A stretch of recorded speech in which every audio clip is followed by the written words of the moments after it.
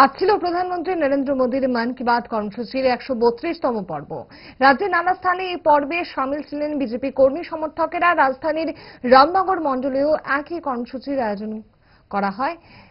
বিজেপির তরফে মণ্ডল অফিসে আয়োজিত কর্মসূচিতে দলীয় কর্মী সমর্থকদের সঙ্গে সামিল ছিলেন এলাকার বিধায়ক দীপক মজুমদার, ছিলেন মণ্ডল সভাপতি অমিতাভ ভট্টাচার্য, কর্পোরেটর তুষারকান্তি ভট্টাচার্য সহ অন্যান্য নেতৃত্ব। সংবাদ মাধ্যমের সামনে নিজের প্রতিক্রিয়া ব্যক্ত করতে গিয়ে মেয়র দীপক মজুমদার জানিয়েছেন,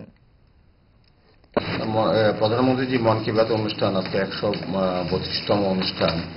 তো সারা দেশবাসী গভীর আগ্রহে মাসের শেষ রবিবার জন্য অপেক্ষা থাকেন যে প্রধানমন্ত্রী যশস্বী প্রধান নরেন্দ্র মোদীজি আমাদের দেশবাসীদের জন্য নতুন কিছু পরিকল্পনা বা যারা দেশ গঠনের জন্য এগিয়ে এসেছেন বিভিন্নভাবে ব্যক্তিরা, প্রতিষ্ঠান, তাদেরকে তুলে ধরার একটা বিষয় থাকে প্রতি মন কি বাত অনুষ্ঠান। আজকে আমরা লক্ষ্য করলাম মাননীয় প্রধানমন্ত্রীজি বিশেষ করে জল সংরক্ষণের উপর জোর দিয়েছেন।